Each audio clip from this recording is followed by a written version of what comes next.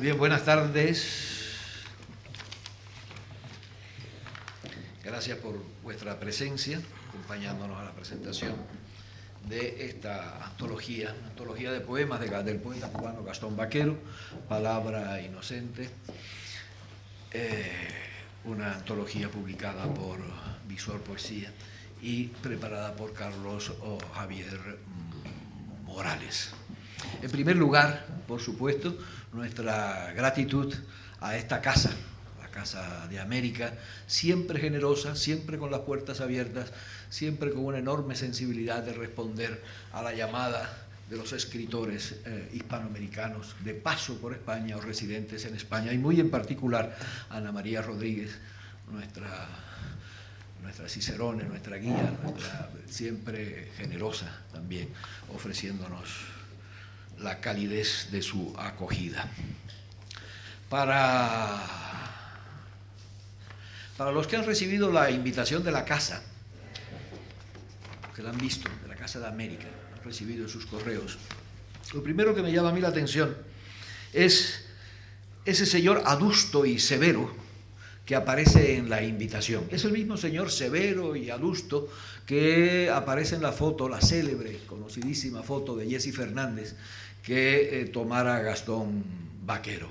Pues bien, el señor Gastón Baquero poco tenía que ver con esa severidad, con esa adultez, con esa aparente arrogancia y tal. Gastón era un hombre lleno de humor, de simpatía, de humanidad, de acercamiento y que cultivaba la amistad con una gracia y una desenvoltura que poco nos dice ambas fotos. Sin embargo, Gastón era renuente a las fotos. Le disgustaba enormemente ser retratado, ser fotografiado, y de ahí que asumiese esa especie como de rechazo. Ok, me retratas, pero te vas a enterar. Eso por delante, porque es lo que está delante, la invitación que habéis recibido. Hace un tiempo, mi amigo Jesús Visor, me llamó a la editorial Verbo para preguntarme por la posibilidad de recoger en su colección Visor de poesía una muestra de la poesía de Gastón Baquero. En aquel momento, hace un tiempo, por supuesto que le dijimos que sí. Pero no solo le decíamos que sí a Chus Visor, sino que desde el momento en que murió Gastón Baquero en 1997, con la presencia de su sobrina y heredera, Rita Pérez Baquero, en Madrid, ocasión en que ella, heredera de los copyright, por supuesto, de Gastón Baquero, confió en mi persona y en Verbum todo lo que tuviese que ver con la promoción, publicación, visibilidad de Gastón Baquero. Y bueno, nos dimos a la tarea de ese momento. De ahí la alegría que me dio que Chus estuviese interesado en su excelente colección de poesía, en recoger un puñado de poemas de Gastón, porque así lo hemos hecho, así lo hicimos desde 1997, en que la poesía de Gastón ha sido traducida a muchas lenguas, ha sido traducido al griego, al portugués, al inglés, al alemán, al italiano, siempre bajo la misma condición. Es decir, usted puede publicar el libro, solo tiene que dar referencia de quiénes son los herederos, Rita Pérez Baquero, tal, y por supuesto nunca, en ningún momento, sin que intermediase ningún tipo de compromiso económico por parte de mi persona o de Verbum. Todo lo contrario, facilitarles para que la reproducción, el acceso en las disímiles lenguas, en los distintos lugares de la poesía de Gastón estuviese presente. Así pudimos hacer posible estas traducciones de Gastón y incluso algo que parecía inconcebible cuando Gastón murió, que la poesía de Gastón Baquero se publicase en Cuba. De Cuba nos escribieron jóvenes de la provincia de Holguín, unos jóvenes apasionados, como he visto pocos, en la escritura, en la persona de Gastón Baquero.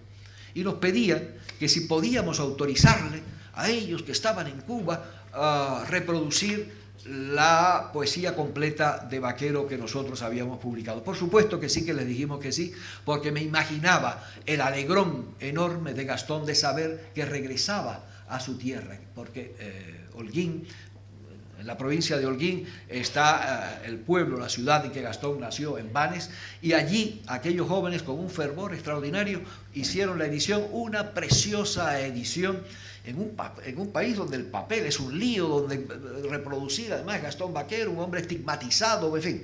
Y sin embargo lograron una edición excelente, y no solo contento con eso, sino que también nos pidieron autorización para la reproducción de lo que más tarde haría Verbu, los ensayos selectos de Gastón. También los ensayos selectos de Gastón están allí, pero no solo se contentaron con eso estos jóvenes vaquerianos, sino que además publicaron un hermoso libro con cerca de 200 poemas, de 200 poetas de todas partes del mundo, con poemas dedicados a Gastón Vaquero.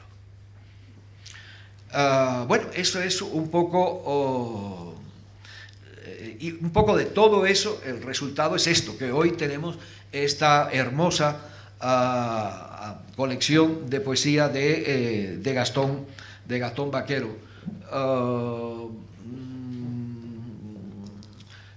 Quizá una breve, aunque me imagino por el público que veo, sabe y conoce de la persona y la vida de Gastón Vaquero, por una breve, rápida semblanza nos sitúa en el personaje y que servirá además de contraste con la enorme personalidad, la riqueza de su persona. Gastón Vaquero es un hombre que nace en un pequeño pueblo del interior, es un hombre de provincia, es un provinciano, que nace en un pequeño pueblo del interior de Cuba, en la provincia más oriental, allí donde está la cabeza del Caimán.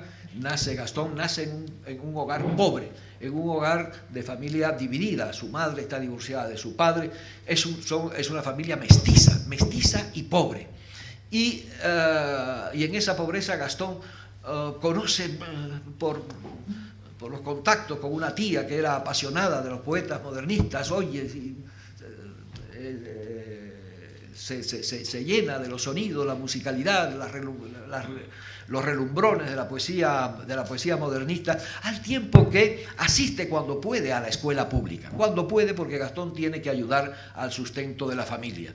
Por suerte para Gastón, cuando comenzaba la adolescencia, lo rescata su padre. Su padre, que era español y que vivía en La Habana, lo rescata a aquel joven porque había oído que era un joven brillante, un joven inteligente. Gastón va para La Habana, comienza y finaliza los estudios de bachillerato en un tiempo absolutamente sorprendente, e ingresa en la Universidad de La Habana para estudiar ingeniería agrícola.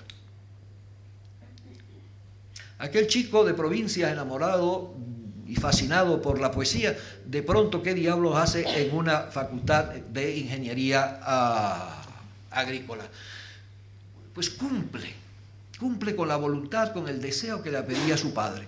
Su padre, que vivía en La Habana, conocía la sociedad cubana, estaba inquieto, estaba preocupado por el destino de ese joven brillante hijo suyo, que tenía la cabeza llena de esas cosas absurdas y tal, de la poesía, la escritura y tal. A ese joven mestizo en una sociedad como la habanera de aquellos años, le iba a ser muy difícil hacerse un sitio en esa sociedad. Por lo tanto, había que proveerlo de una profesión que estuviese bien para un mestizo y que estuviese bien para ambiciones menores.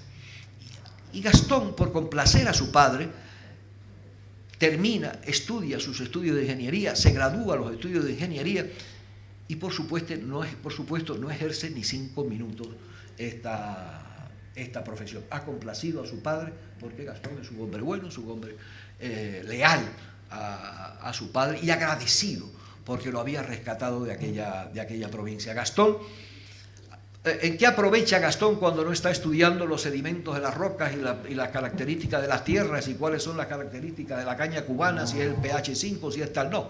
Gastón, además de eso, Gastón se dedica a curiosear por la Facultad de Filosofía y Letras.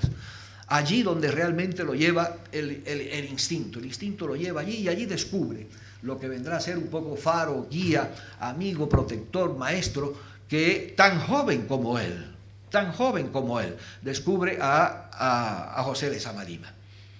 tan joven como él, tan apasionado, tan enloquecido, enfebrecido por la poesía. Y se funda una amistad que habrá de durar lo que Gastón conservó siempre en su memoria, que lo conservó siempre, se refería siempre a Lezama como el maestro, con mucho respeto y con mucha seriedad.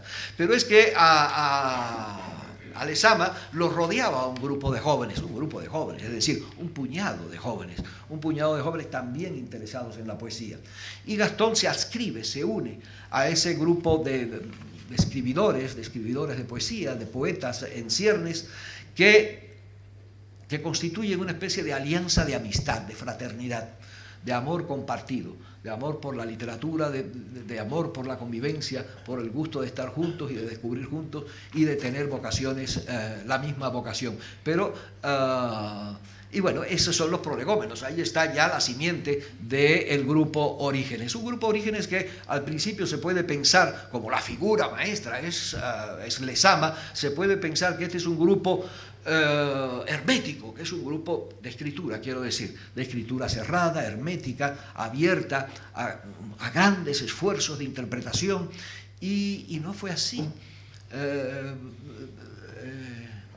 Orígenes fue un grupo con una absoluta libertad formal, con una absoluta disimilitud en las poéticas y en las escrituras de ese grupo de jóvenes, donde se pueden distinguir perfectamente las escrituras de cada uno de ellos, sin que esa fuerza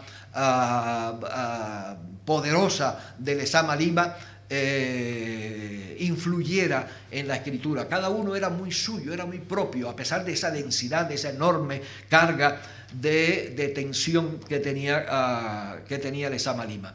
Pero Lezama, un hombre generoso, un hombre abierto y un hombre que entendía la poesía y tal, sabía que su mundo era su mundo y que allí transcurría la disímil poesía del resto de los origenistas. Gastón es el primero. Si nosotros releemos incluso los primeros poemas de Gastón, las palabras de un niño escrito en la arena para un inocente, ahí no está la huella de Lezama, o si leemos a Eliseo Diego, tan intimista, tan caricioso, tan con su mirada llena de nostalgia de la realidad, del palpo que siente por la ciudad, por sus avenidas, por su gente, por la memoria, la República, como decía él, y miraba lleno de amor y de ternura, con una escritura clara, limpia, y estaba Cintio Vitier, marmóreo, clasicista, con otra dicción, con otra forma muy suya, muy propia, y estaba el padre Gastelu. Bueno, pues el padre Gastelu también clasicista, garcilasista, enamorado del soneto, el soneto renacentista, un hombre de fe y que la transmite con la luz peculiar también de su escritura, muchacho, el padre Gastelu. Y ese grupo es así, es un grupo hecho de amistad, de amor por la poesía, de trabajo, de fervor y absolutamente convencidos de lo inútil del esfuerzo. Eran invisibles. La revista Orígenes, que es donde culmina todo el proceso creador, genético, generatriz del grupo Orígenes, es una revista que pasa inadvertida en la inmediatez, en su contemporaneidad. Es una poesía, como dice Lezama, he enviado 200 ejemplares a tal y me han devuelto 220, porque me mandaron lo que tal y además me devuelven los de una edición anterior que tal. Pero esa inutilidad no los vence, todo lo contrario, arrecia su sentido de compromiso, que era un compromiso incluso que iba más allá de la literatura, era un compromiso que tenía que ver con Cuba, con su identidad, con la necesidad de revolver las instancias que definían a ese país que, como decía Lezama, también frustrado en lo político y frustrado en la aventura espiritual que ese país necesitaba. El compromiso es superior, es un enorme compromiso que fue recompensado con el tiempo, como por el reconocimiento que llegó a tener. Y Gastón participa en los inicios de este grupo, y publica a la sombra del grupo sus primeros poemas, las palabras escritas a las que hemos hecho alusión, y publica su último libro, un pequeño libro de poemas, Saúl sobre su espada, en 1942. Y Gastón, que no ejerce la ingeniería, pero que tiene que vivir, se dedica al periodismo, porque le gustaba, ¿no? Es una opción que él acepta voluntariamente, el periodismo, y es brillante, es extraordinario, rompe y quiebra los esquemas del periodismo habitual de redacción, y es un hombre lleno de inteligencia, lleno de cultura, un jovencísimo, lleno de cultura, que llama inmediatamente la atención de los redactores de los periódicos. Y así, con esa... La Marina, el diario, el periódico más importante de Cuba, pero no solo eso, sino probablemente entre los primeros de Latinoamérica, de Hispanoamérica. Un periódico enormemente influyente, un periódico muy vinculado a las altas clases sociales cubanas, pero también que se leía popularmente, pero también muy vinculado a los sectores económicos. ¿Qué periódico importante con peso en una sociedad de alguna manera no está vinculado también a los intereses económicos, a los grandes registros? En todas partes ocurre lo mismo. Esto ocurría en Cuba con el diario de la Marina, y Gastón Baquero se convierte poco tiempo después en el jefe de redacción, prácticamente el director, porque está amparado por la viuda, del último de los dueños, no el fundador, del último de los dueños del diario de la Marina, que recibe a Gastón con vehemencia y que lo quiere prácticamente como un hijo. Una señora de la alta sociedad cubana, una señora blanca, una gran señora, acoge a este mulato enorme, lleno de inteligencia, y lo auspicia, lo protege y lo lleva a la dirección del diario de la Marina, que Gastón asume y que cumple con ella. Entre las grandes... hace reformas en el periódico, escribe constantemente columnas de todo tipo, columnas políticas, columnas de interés internacional, columnas de interés local e inmediato, y escribe largos ensayos, preciosos ensayos sobre poesía, sobre poética, ocupando un espacio poco habitual, incluso es difícil encontrar hoy mismo en la prensa europea, en el periódico diario, no en los magazines, encontrar una presencia de ensayos literarios, de ensayos de interpretación poética, de ensayos en torno a centenarios y ocasiones singulares por las cuales había que asomarse a Keats, a Eliot, a Juan Ramón o a quien fuera. Sólidos y sustanciosos ensayos que están recogidos en un libro, que son los ensayos selectos de Gastón, prácticamente todos ellos. Pues Gastón revuelve el periódico en ese sentido, lo convierte en esto y mucho más, porque ya les digo, no era solo un contemplador místico de la poesía. Gastón estaba muy vinculado con la realidad nacional, la realidad internacional, era un gran analista, y luego en España continuará haciendo ese trabajo para EFE y para otros sitios donde trabajó. Pero también Gastón hizo otra cosa allí en el diario de la Marina, y es que llevó a trabajar, a colaborar al diario de la Marina a muchos periodistas republicanos españoles que vivían en Cuba. Los inserta, los promueve en el periódico y están presentes allí porque Gastón tiene una fervorosa relación con el exilio republicano español en Cuba. Hay otras anécdotas tal, pero que las voy a obviar por no buscarle. En 1944 Gastón accede al diario de la Marina, se dedica de lleno al periodismo y toma una decisión grave, esa sí fue grave, la decisión de apartarse del mundo de la poesía. Quiero decir, como escritor, como poeta en acción. Gastón deja o no de escribir, o escribe para sí mismo, pero no vuelve a publicar poesía. Él considera que el sitio donde está, las responsabilidades que tiene, no concuerdan exactamente con la poesía.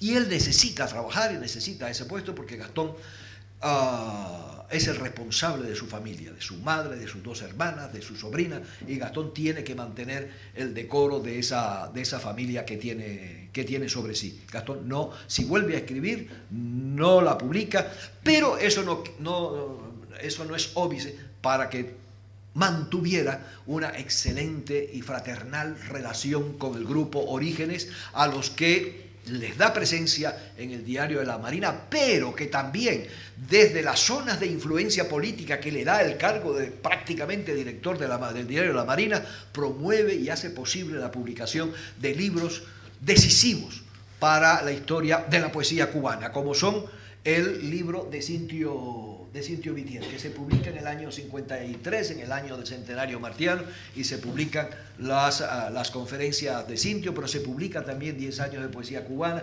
50 años de poesía cubana, se publican premios de poesía y de novela amparados por el Ministerio de Cultura de los gobiernos en tal, pero el factotum, el que está detrás decidiendo eso y que decide que se hace, ese es Gastón Baquero, un hombre generoso en extremo. Gastón, llegado el año 1959, no puede quedarse en la isla, se tiene que ir, el nuevo régimen no tiene nada que ver, se marcha y después de una escala en Ecuador viene a residir a España, un país al que ya conocía, al que ama, al que ha dedicado grandes ensayos, grandes lecturas y con el que él había sido muy generoso. Él había sido muy generoso porque no solamente lo había sido con los republicanos españoles que vivían en Cuba, sino con los escritores españoles que vivían en España, a los que les facilitaba la posibilidad de colaborar en el Diario de la Marina, diario en el momento en que en Cuba, a la par que el peso circulaba el dólar, eran pagados muy bien, se pagaban muy bien y no hay duda de que fueron una ayuda importante para algunos escritores españoles que vivían acá y que la solidaridad de Gastón había hecho posible. Bueno, Gastón viene a residir a España en el año 1959, pero viene como un exiliado. Viene como un exiliado que habita por lo menos dos rarezas. Habita dos rarezas, viene cargado de dos rarezas. Una, la primera, que es un exiliado. Y que es un exiliado de un régimen que prácticamente el mundo entero mira con admiración, el régimen de La Habana, el régimen de la Revolución Castrista. Y este hombre, que tiene que ser un renegado y que tiene que ser un reaccionario por definición, viene y se inserta en España, donde no solamente la izquierda española simpatizaba con Castro, sino que el propio régimen de Franco miraba con simpatía y con admiración a Castro, porque Castro había sido aquel pichón de gallego que había puesto de rodillas a los americanos lo que no se pudo hacer España en el 98.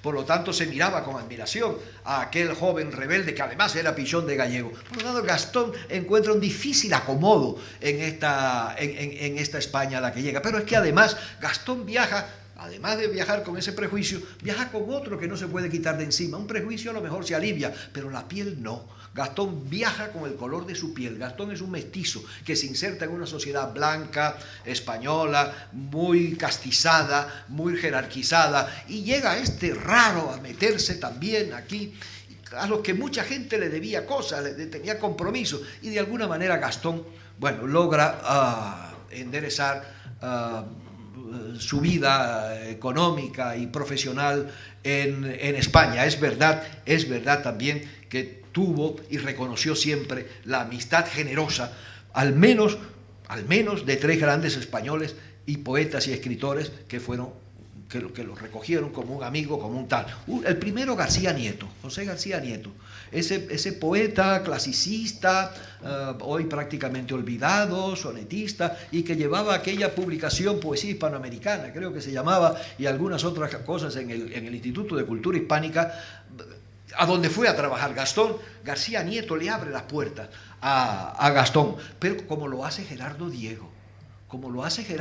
Gerardo Diego, Gastón recoge en una crónica hermosa, en una reseña, la muerte de Gerardo Diego, que fue el único español que lo invitó a cenar a su casa. Es el único español. Y además en Navidad.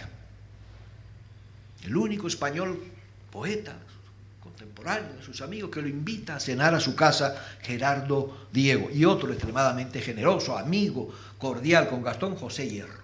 José Hierro también, que en Radio Nacional de España le abrió las puertas y también pues hizo posible aliviar su vida de hombre exiliado. Gastón publica aquí en España un par de libros primero, pero en 1966 publica el libro que inmediatamente hace que la gente gire la cabeza y diga, ¿y este quién es? ¿De dónde salió este tipo? ¿Quién ha podido escribir estos extraordinarios poemas?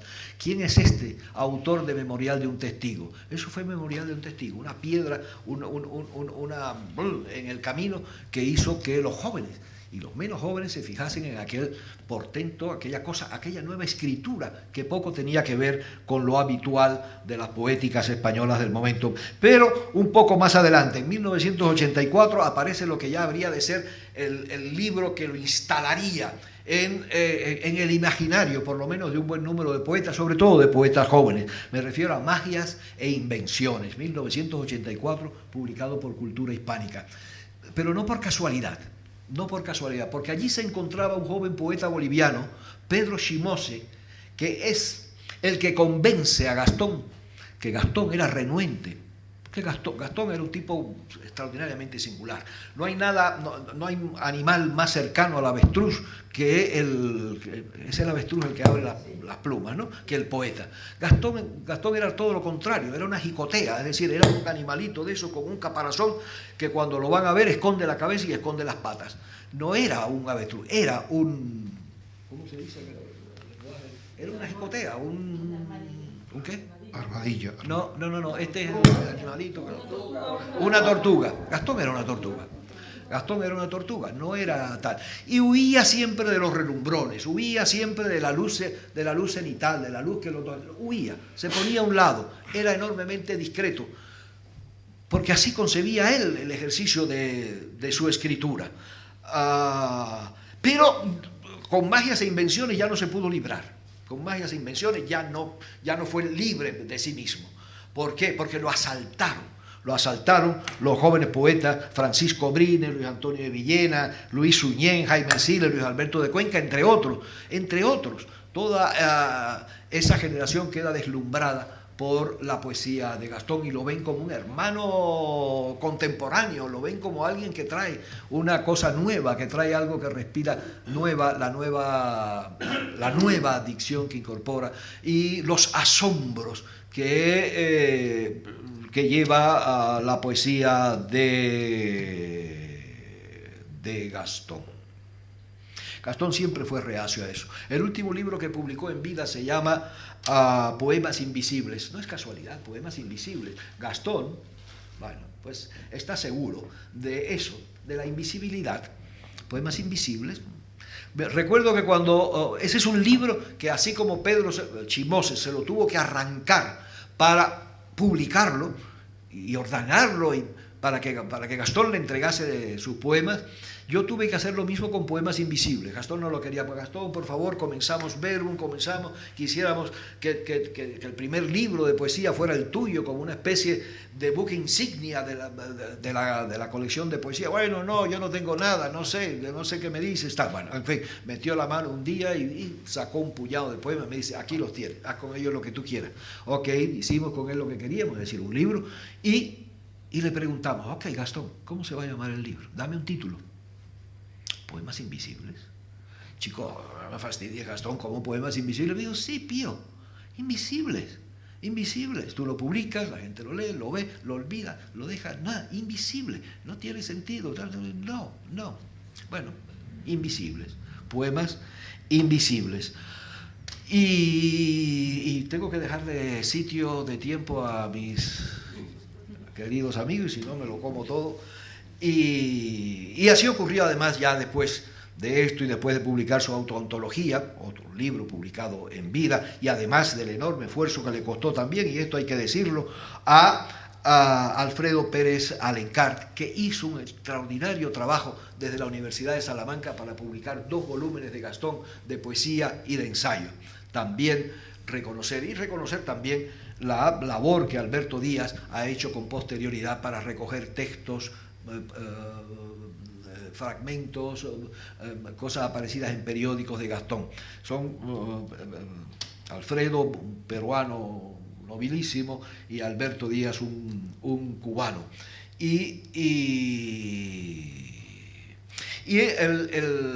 Quienes me acompañan en la mesa, que son lo que de verdad la gente importante de esta noche, son Carlos Javier Morales. Carlos Javier Morales, que llega a Verbum Es decir, yo conozco a Carlos Javier Morales desde que era chiquitito. ¿Por qué? Porque ¿quién me llama la atención de Carlos Javier Morales? Me llama la atención Gastón Baquero. Gastón Baquero me llama un día y me dice: Pío, tienes que publicar, y no me digas que no, tienes que publicar un libro definitivo. Es un libro lleno de sabiduría, lleno de conocimiento, por un joven investigador español, que es La poética de José Martí. Bueno, ok, Gastón, con la bibliografía que hay de Martí, joder, otro nuevo. Me dice: no es otro, es nuevo, pero no es otro.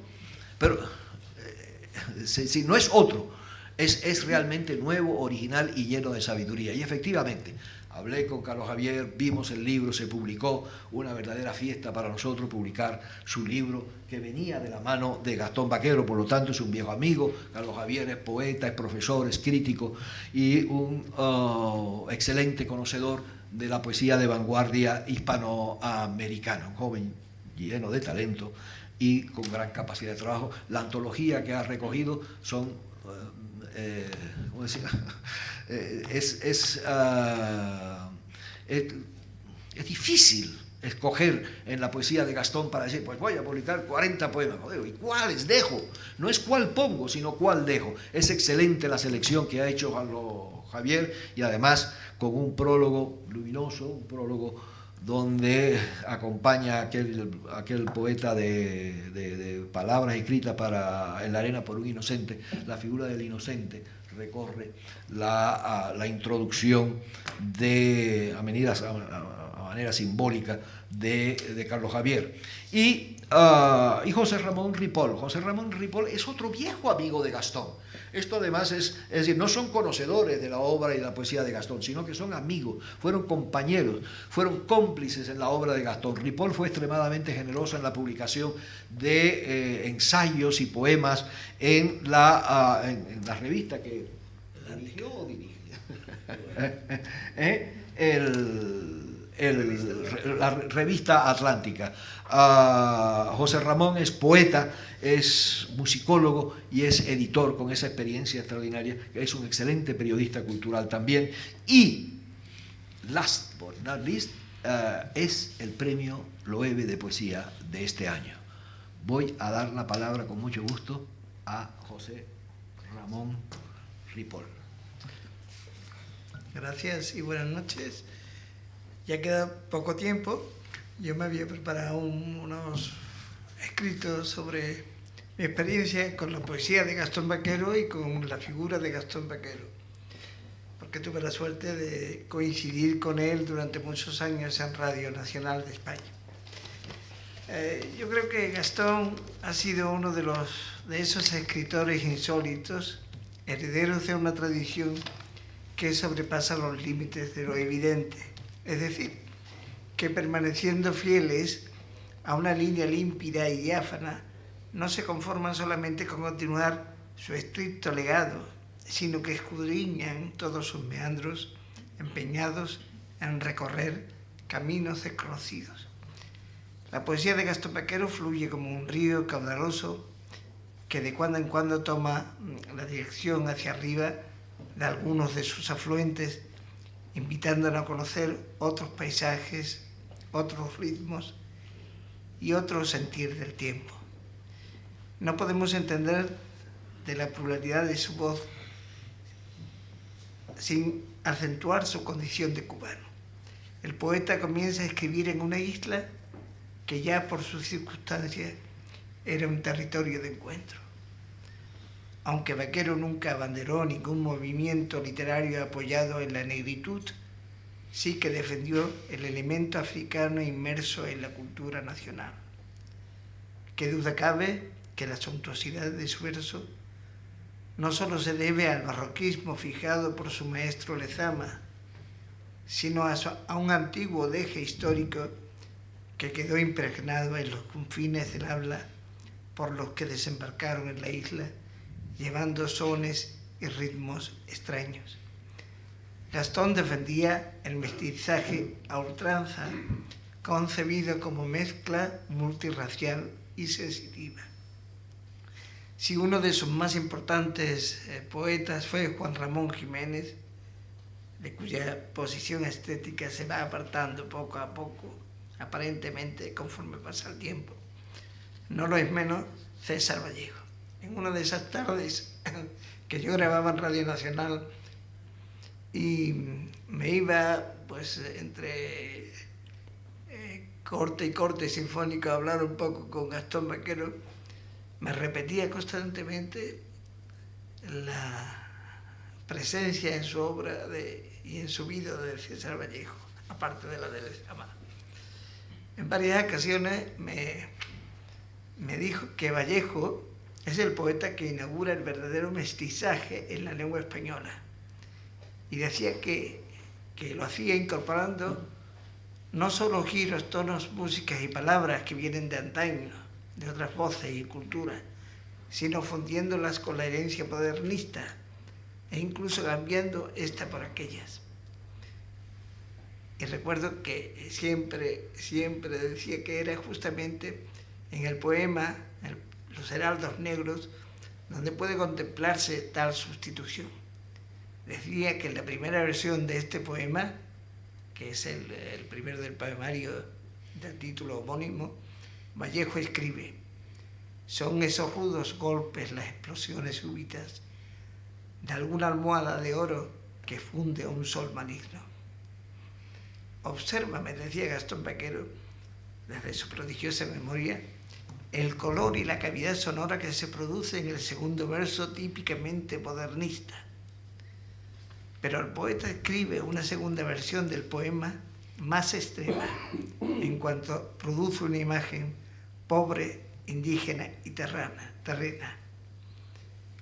Esos golpes sangrientos son las crepitaciones de algún pan en la puerta del horno, de algún pan que en la puerta del horno se nos quema. Y conscientemente el poeta, decía, se desprende de la almohada de oro y propone un pan quemante en ese horno de todos para comparar sus crepitaciones con los golpes tan fuertes en la vida. Esa imagen del horno y el pan es el inicio, según Gastón, de un camino distinto en la poesía en español y sobre todo en la iberoamericana, pues propone un nuevo diálogo con el entorno, la vindicación de un pasado que permaneció oculto o al menos disfrazado por la literatura popular y que a partir de ahora comenzará a hacer preguntas frente al cristal del tiempo. Y cuento esta anécdota porque me parece fundamental en la profunda visión que Gastón Baquero tenía de la poesía escrita en español, ampliable a otros ecos que perviven más allá del espacio limitado por el propio idioma. Espacio que luego él trasciende en su poesía y creo que es imposible entender su poesía sin todos estos ecos, incluso sin ecos como se ha dicho aquí, de la poesía modernista, de la poesía anglosajona y de la poesía francesa. Desde chico, Gastón sintió una profunda curiosidad por el saber de todo. Y ya hemos dicho que estudió ingeniero agrónomo y él me decía, y que mi madre quería que él fuese agrónomo. Dice, el niño tiene que ser agrónomo, no, decía. Pues yo, como no me importa, a mí no me importaba nada la agronomía, pero como el saber no ocupa lugar y tampoco me molestaba, pues hice la carrera de ingeniería, ¿no?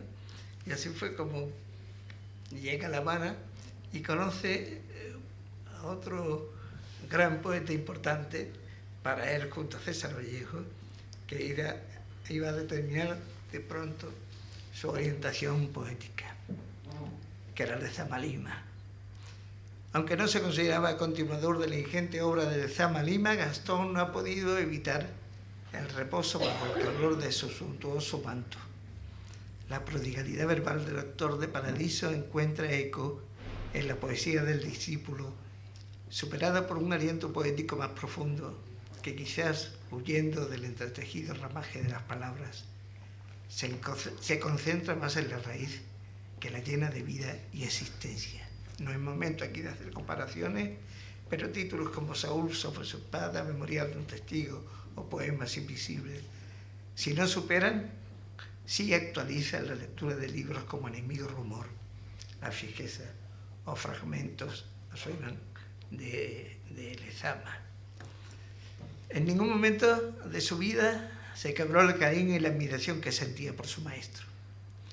Me emocionaba oírle cantar las alabanzas casi de una manera ritual, pero con desprendimiento y al mismo tiempo con amor. Y recuerdo una anécdota que me la contó varias veces, porque él repetía las cosas, ¿no?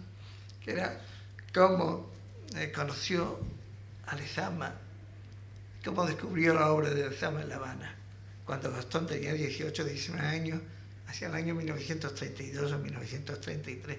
Un día que iba, pues, humeando por los puestos de libros de la habanera Plaza de Armas, ¿no? Que ya en la Plaza de Armas casi no se encuentra nada, porque dicen los vendedores que desde que volvió el otro conquistador, Abelardo Linares, ya no dejó ninguno. Y dice que de pronto se agachó para coger una revista, una revistilla que había usada, y vio en la que un tal J.A. Lezama firmaba un poema titulado Discurso para despertar a las hilanderas. Texto que más tarde, en 1941, formaría parte de Enemigo Rumor.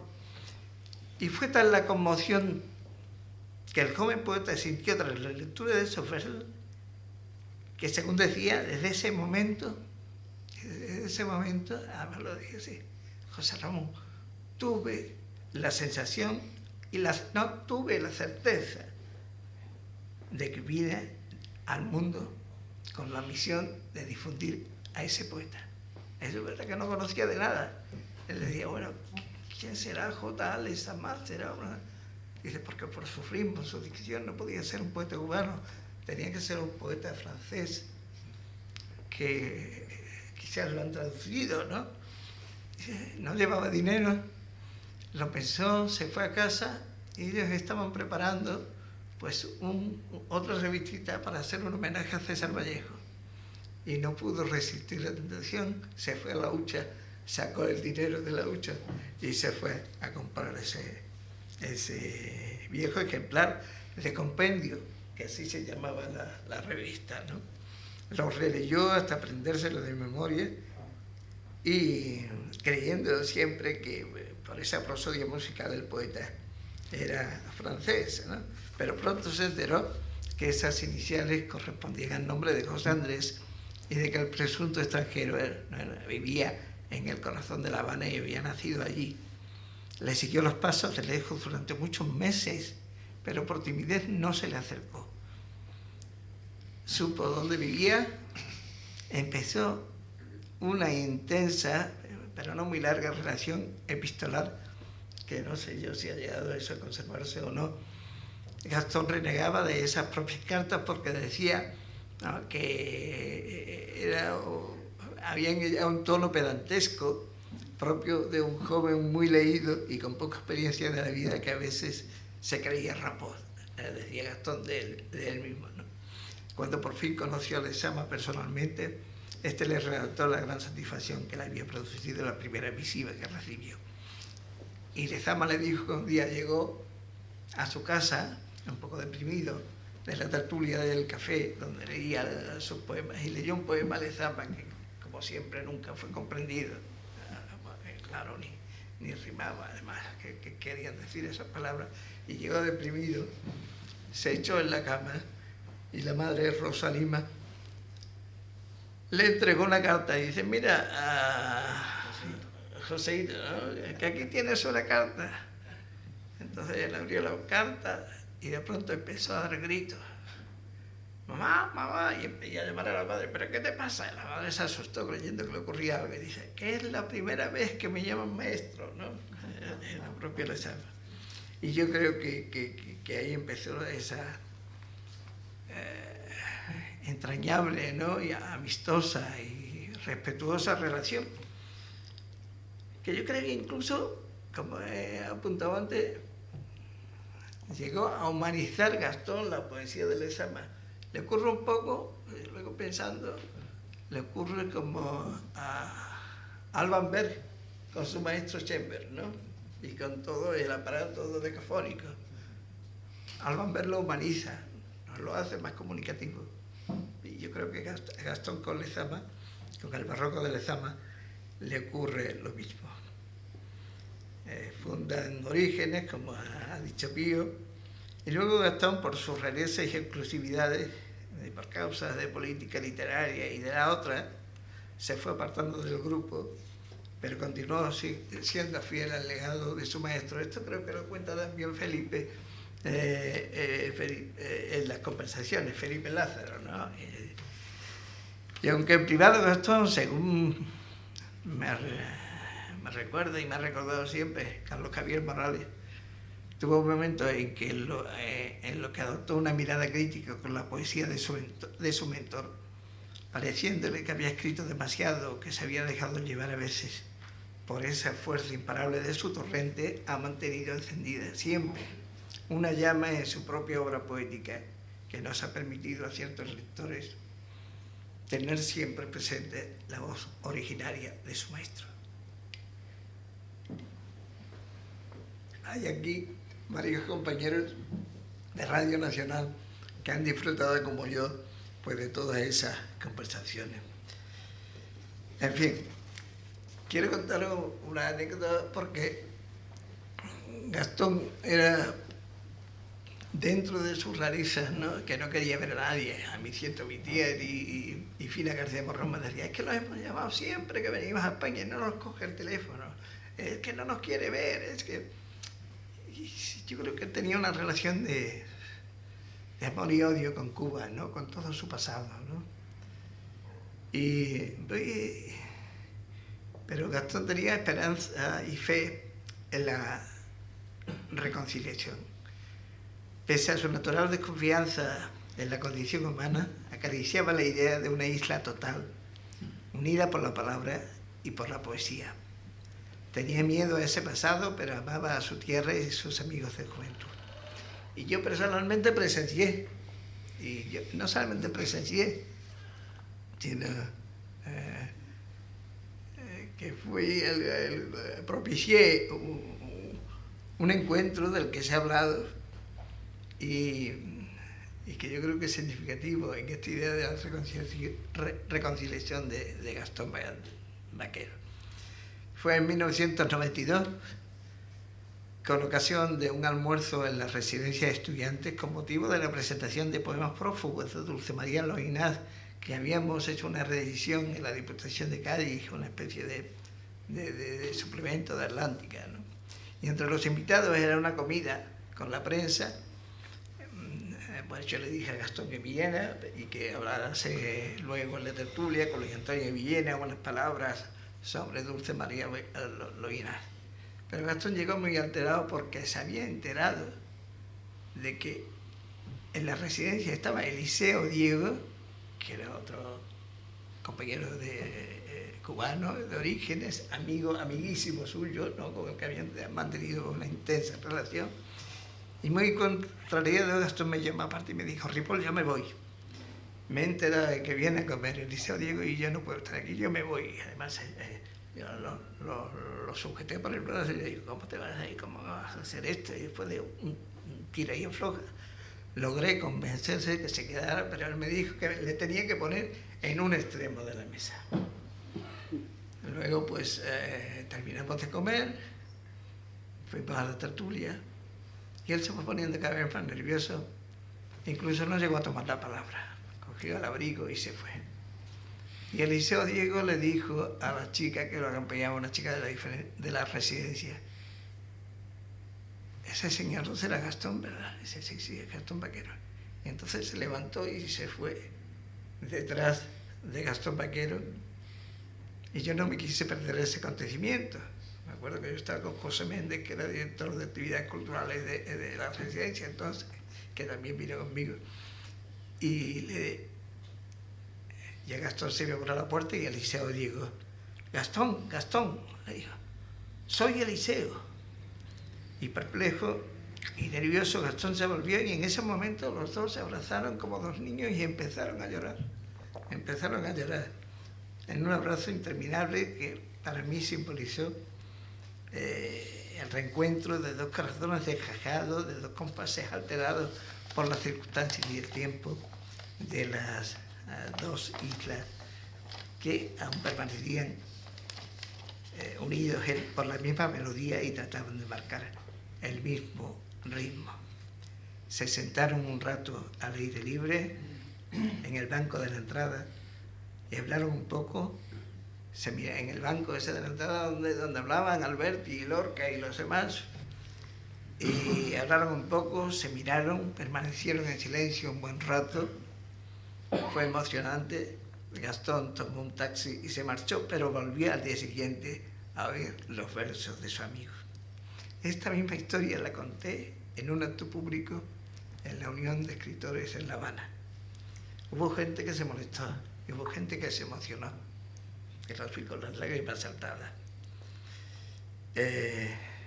Y la resumo aquí no solo porque representa algo más que el final generoso entre dos grandes poetas, sino porque su abrazo es ejemplo para una isla que vive dentro y fuera de su lugar geográfico, como siempre vivió el Gastón Vaquero que yo conocí. Gracias. Muy bien, José Ramón, gracias.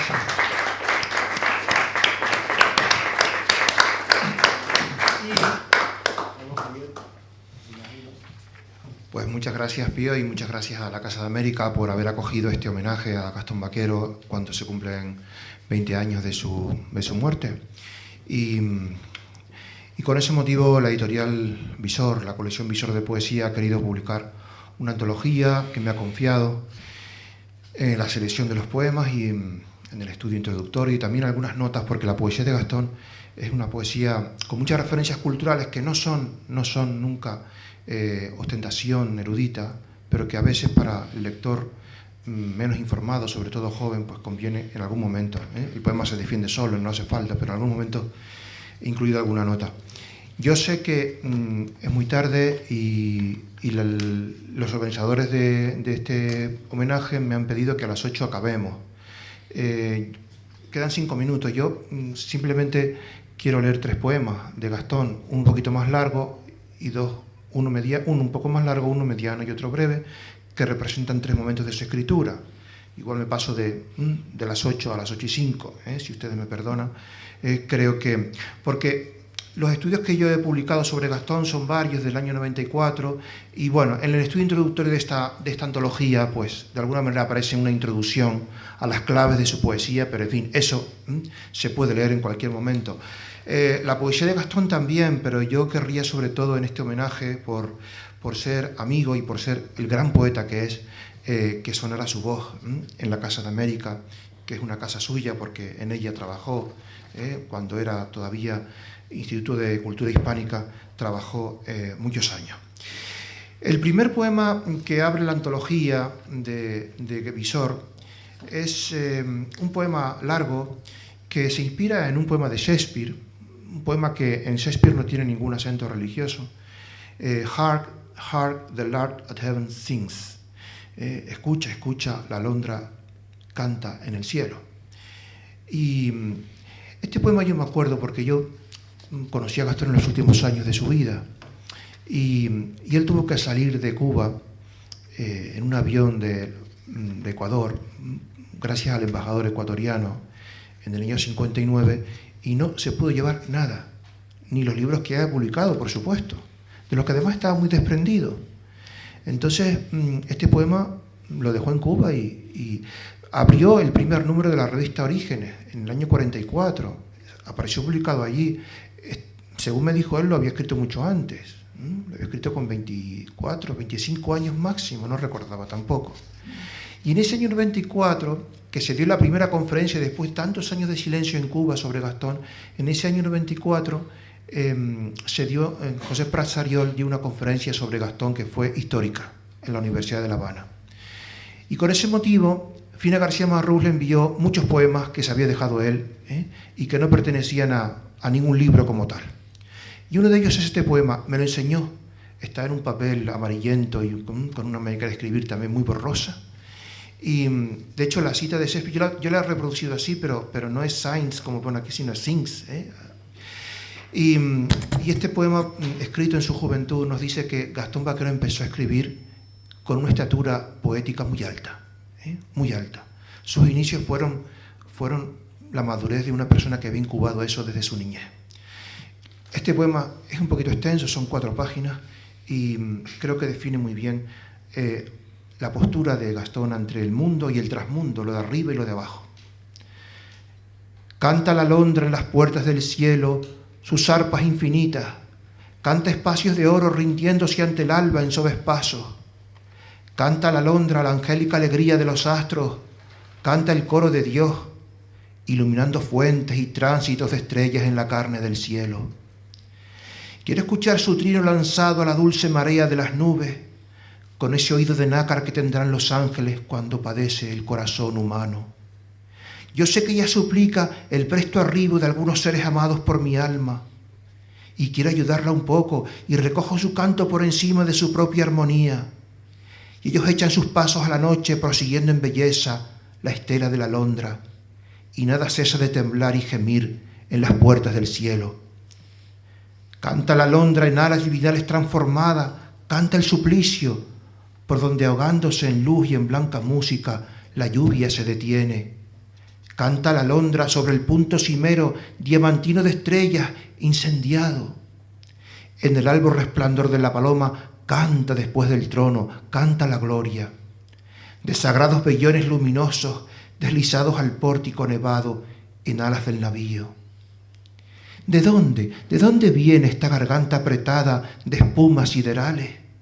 Y este encaje deslumbrante que cuelga de su labio, vibrando en cada nota. Yo pregunto de dónde, inquiero por el sitio original de todo arpegio. ¿De dónde llega, cómo el viento lo hace posible huésped de los mares? ¿Y cómo surge este público de rosas atendiendo el responso? Y la oración de fuego que es el alba enlazada en la voz de la alondra. Aquí también resuena el canto de la alondra, lejos del cielo divinal resuena. Como una llamada urgente es escuchado, como alguien que dice palabras que le dicta un músico sapiente, un rey, un exigente dueño custodiado de flamígero coro. Y aquí resuena solo cuando es pura la noche y los deseos han sido despeñados. Entre los blandos secretos de corderos, de abejas, de azucenas, se escucha el tremolar.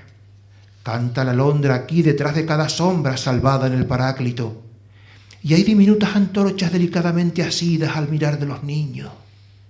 Y resuenan las manos dolorosas de espuma, librándole senderos de salida de nieve. Y contemplo mi alma cotidianamente asombrada de belleza. Y la dejo partir, la desdeño sin llanto, como una piedra irremediablemente inscripta de blasfemia. Y pienso en el rostro de Santa Flora y escucho los sonidos. Y en el mancebo ignorado que ofreciera en el huerto la espada de su cuerpo. Y escucho los sonidos y el gorjear perfumado de algún lejano ángel que me vela impasible. Canta la alondra el éxtasis que asciende y no retorna, así apacible, lenta como la frente de un penitente cayendo en el regazo de Dios, asciende. Yo la siento gemir en un remoto pasado de mi alma. Yo la gusto errante, anclada en aquel signo de Dios que no ha partido todavía. Erguida así, la escucho y la contemplo en el fragmento de ángel que me espera por detrás de la muerte. Yo la escucho cantar en los breves instantes en que ese rostro amado refulge y me confunde. E ignoro si es posible tenerla por testigo de este doliente anhelo. Y aquí que entrego irremisiblemente mi alma al cristalino lecho de su canto. ¿Qué decir en esa circunstancia que no impregne los labios de alegría? Yo recojo mi cuerpo en el silencio y me dispongo a morir escuchando. Escucho cómo ascienden los seres bien amados de mi alma en pos de ese conjuro. Oh alondra, penetra en voz de enigma por la clara ventana de su cuerpo, hechizando sus ojos con los propios ensalmos que derramas en extáticos lirios. Penetra, dulce alondra, su corazón amado, su pequeño recinto de gacela, con los rostros más bellos, con los gestos ocultos en el límpido giro de los astros. Escucha, los címbalos del cielo despertados renuevan la alborada. Como un gesto de Dios, los trinos son llevados a enmudecido canto. y tu voz no ha cesado sobre el rostro de los serafines. Y qué gran silencio pone debajo de mi sangre.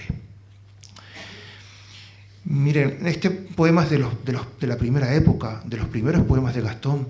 En ese libro Memorial de un testigo, escrito ya en España, ese libro ejemplar que citó Pío Serrano, hay un poema que nos ilustra muy bien el deseo de hacer magia con la poesía que dirigió a Gastón siempre.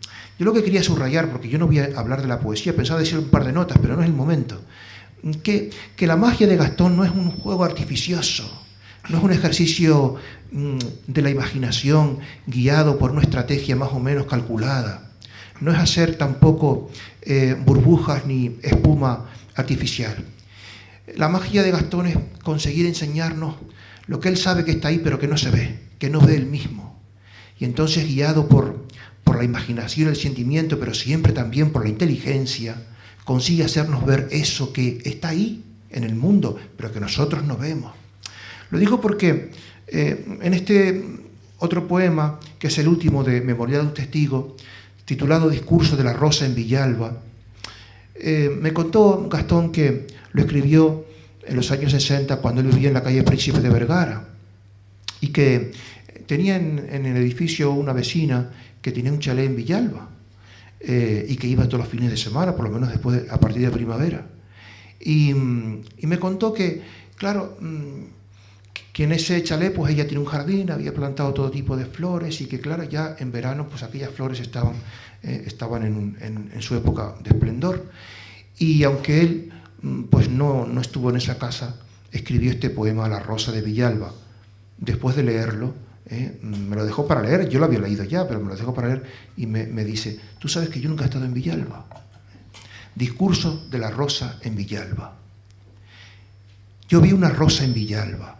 Era tan bella que parecía la ofrenda hecha a las rosas para festejar la presencia de las rosas en la tierra. Yo creía haber visto ya todas las rosas, marmoria en Bogotá, llamativa en Ámsterdam como un domingo aldeano, primigenia en Haití, melancólica en la melancolía de Viena, falsa como de nieve y alambre en una calleja de Manhattan, túrgida y breve bajo las campanas de Florencia, radiante con un verso de Ronsard en un jardín de Francia. Yo creía haber soñado ya todas las rosas, y las no vistas sobre todo, la rosa de la India ciñendo los leopardos, la del Japón labrada en oro, la mística de Egipto, la imperiosa como un guerrero bajo el sol africano, la silvestre de Nueva Zelanda que se abre al escuchar una melodía y muere cuando la música fenece. Yo creía haber visto ya toda la rosa, pero yo vi la rosa en Villalba. Su geometría imperturbable era una respuesta de lo impasible a la desesperación. Era la indiferencia ante el caos y ante la nada. Era el estoicismo de la belleza que se sabe perdurable. Era el sí y el rechazo a la ávida boca de la muerte. Yo vi la rosa, tan pura y sorprendente que borraba el hastío de su nombre profanado, y no parecía ya el lugar común de la rosa gastada. Era otra vez la creación en su día inicial, coronada por el estupor de Adán, recorrida por la inmensa alegría de saborear la luz y por el asombro de sentirse vivir. Estaba allí en Villalba, impávida y absoluta, como si perteneciese a un rosal personalmente sembrado por Dios, en el propio jardín del paraíso.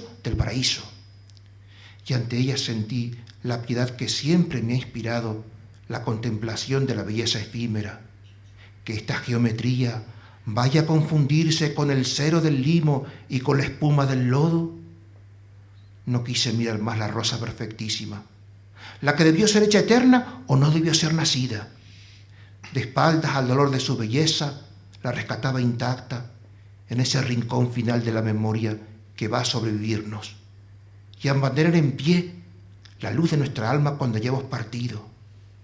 Negándome a mirarla, la llevaba conmigo y dije adiós a la rosa de Villalba. Por último, un poema posiblemente de los últimos que escribió Gastón.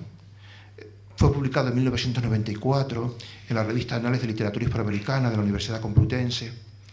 Está dedicado a José Livio Jiménez, un amigo común, un gran crítico cubano de poesía española hispanoamericana contemporánea.